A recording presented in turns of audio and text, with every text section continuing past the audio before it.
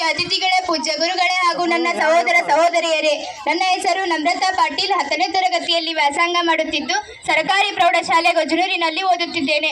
ಮೊದಲನೇದಾಗಿ ಎಲ್ಲರಿಗೂ 78ನೇ ಸ್ವಾತಂತ್ರ್ಯೋತ್ಸವದ ಆರ್ಥಿಕ ಶುಭಾಶಯಗಳನ್ನು ತಿಳಿಸುತ್ತಾ ಈ ಸಂದರ್ಭದಲ್ಲಿ ಒಂದೆರಡು ಮಾತುಗಳನ್ನಾಡಲು ಬಯಸುತ್ತೇನೆ. ಪ್ರಾಚೀನವ ತಿಕ್ಕಿ ತೊಳೆ ವರ್ತಮಾನ ಜೀವ ಕಳೆ, ಉಕ್ಕೇರಲಿ ಬಾಳ ಹೊಳೆ ಆ ಭವಿಷ್ಯದೊಡಲಿಗೆ, ಮೈ ಕೊಡವಿದೆ ಮೂಕ ಜನ ಕೈ ಹಿಡೀರಿ ನಾಲ್ಕು ಜನ, ಎದ್ದೇಳಲಿ ಎಲ್ಲ ಗುಣ ಆ ಸಮೃದ್ಧ ಬಾಳಿಗೆ ಎಂಬ ಚನ್ನ ವೀರ ಕಣವೀರವರ ಕವನದ ಆಶಯದಂತೆ ನಮ್ಮ ಭಾರತ ದೇಶವನ್ನು ಬ್ರಿಟಿಷರು, ಫ್ರೆಂಚರು, ಪೋರ್ಚುಗೀಸರು, ಡಚ್ಚರ ಕ್ಷತ್ರೋಪಾಯಗಳ ಕಪಿಮುಷ್ಟಿಗೆ ನೇರವಾಗಿ, ವಕ್ರವಾಗಿ, ಪ್ರತ್ಯಕ್ಷವಾಗಿ, ಪರೋಕ್ಷವಾಗಿ, ಸತ್ಯವಾಗಿ, ಅಸತ್ಯವಾಗಿ, ಧಾರ್ಮಿಕವಾಗಿ, ಅಧಾರ್ಮಿಕವಾಗಿ, ಬೆಳ್ಳಗೊಮ್ಮೆ, ಕೆಂಪಗೊಮ್ಮೆ, ಹಗಲೊಮ್ಮೆ, ಇರುಳೊಮ್ಮೆ, ಹೀಗೆ ನಾನಾ ತಂತ್ರ ಕುತಂತ್ರಗಳಿಂದಲೂ ನಿರಂತರ ರಾಜಕೀಯ ವಿದ್ಯೆ ಮತ್ತು ಸಮರ ನೀತಿ ಪ್ರಭಾವದಿಂದಲೂ ಪ್ರಯಾಸದಿಂದಲೂ ಮತ್ತು ನಿರೂಪಣಾ ಸಾಹಸದಿಂದಲೂ ಶ್ರೇಷ್ಠಕರವಾದ ನಮ್ಮ ಭಾರತ ದೇಶವನ್ನು 100 ವರ್ಷಗಳ ಕಾಲ ಆಳಿದರು.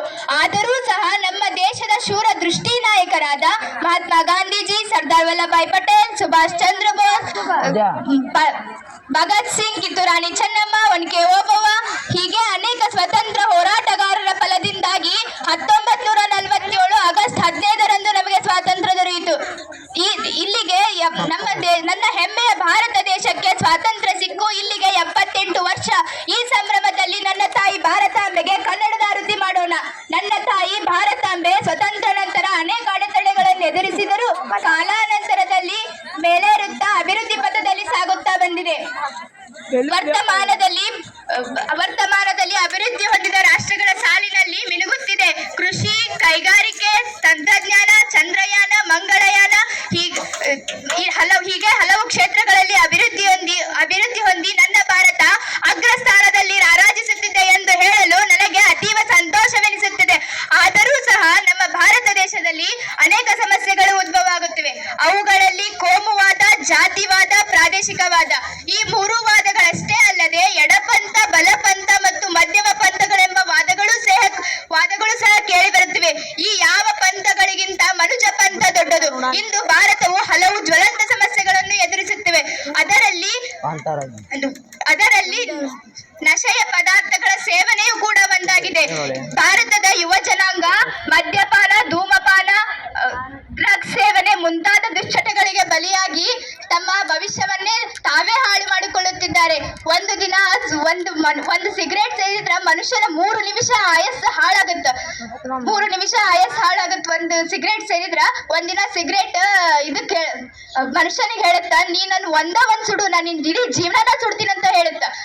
ವ್ಯಸನದಲ್ಲಿ ಒಂದು ಸರ್ವಜ್ಞರು ಈ ಮಾದಕ ವಸ್ತುಗಳ ಬಗ್ಗೆ ಒಂದು ಸರ್ವಜ್ಞರು ವಚನ ಹೇಳ್ಯಾರ ಅಂತ ಹೇಳಕ್ ಇಷ್ಟಪಡ್ತೀನಿ. ವ್ಯಸನದಲ್ಲಿ ದೇಹವು ಮಸನವನ್ನು ಕಾಣುವುದು, ವ್ಯಸನವನ್ನು ಬಿಟ್ಟು ಹಸನಾಗಿ ದುಡಿದರೆ ಹಸನ ವಸನಗಳೆಂದ ಸರ್ವಜ್ಞ. ಅಂದ್ರೆ ಈ ಮಾದಕ ವಸ್ತುಗಳಾದ ಧೂಮಪಾನ, ಮದ್ಯಪಾನ, ಡ್ರಗ್ಸ್ ಸೇವನೆ ಮುಂತಾದ ಮಾದಕ ವಸ್ತುಗಳ ಸೇವನೆಯಿಂದ ಅದು ನಮ್ಮ ಮಸನ ಅಂದ್ರ ನಾವು ಸಾಯುವವರೆಗೂ ನಮ್ಮ ಬೆನ್ನ ಹಿಂದನ ಇರ್ತೈತಿ. ಅದ ನಾವು ಮನಸ್ಫೂರ್ತಿಯಾಗಿ ಎಷ್ಟಾಗತ್ತೆ ಅಷ್ಟು ಕಷ್ಟಪಟ್ಟು ದುಡಿದ್ರ ನಾವು ಮುಂದೆ ಸಂತೋಷವಾಗಿ ಜೀವನ ಮಾನವಿಡಿ ಬದುಕ್ತೈತಿ ಅಂತ ಈ ಸರ್ವಜ್ಞರು ಈ ವಚನ ಮೂಲಕ ಜನರಿಗೆ ತಿಳುವಳಿಕೆ ನೀಡ್ತಾರ. ಈ ನಶಾಮುಕ್ತ ಭಾರತವು ಅಭಿಯಾನವು 2021 ಜೂನ್ 26ರಂದು ತಾವರ್ ಚಂದ್ ಗೆಹ್ಲೋಟ್ ಅವರು ಪ್ರಾರಂಭಿಸಿದರು. ಆದ್ದರಿಂದ ನಾವೆಲ್ಲರೂ ಈ ಅಭಿಯಾನದ ಬಗ್ಗೆ ತಿಳುವಳಿಕೆ ನೀಡುವುದು ನಮ್ಮೆಲ್ಲರ ಆದ್ಯ ಕರ್ತವ್ಯವಾಗಿದೆ. ಈ ಅಭಿಯಾನವನ್ನು ಒಂದು ದಿನ ಕೇವಲ ಮಾತ್ರ ಆಚರಿಸಿ ಪ್ರತಿಜ್ಞೆಗೈದು ಬಿಟ್ಟರೆ ಸಾಲದು. ನಮ್ಮ ಜೀವನ ಮಾನವಿಡಿ ಅಳವಡಿಸಿಕೊಂಡಾಗ ಮಾತ್ರ ಈ ಅಭಿಯಾನಕ್ಕೆ ಒಂದು ಅರ್ಥ ಬರುತ್ತದೆ. ಮನುಜಮತ ವಿಶ್ವಪಥ ಎಂಬ ಸರ್ವೋದಯ ಸಮನ್ವಯ ಪೂರ್ಣ ದೃಷ್ಟಿ ಮುಂದಿನ ಪಂಚತಂತ್ರಗಳ ದೃಷ್ಟಿಯಾಗಬೇಕು. ಮನುಷ್ಯ ಜಾತಿ ತಾನೊಂದೇ ಬಲಂ ಎಂಬ ಯುಕ್ತಿಯಂತೆ ವೃತ್ತಿಯಾಗಬೇಕೆಂದು ಹೇಳುತ್ತಾ ನನ್ನ ಚಿಕ್ಕ ಭಾಷಣವನ್ನು ಮುಗಿಸುತ್ತೇನೆ. ಜೈ ಹಿಂದ್, ಜೈ ಭಾರತ್ ಮಾತೆ.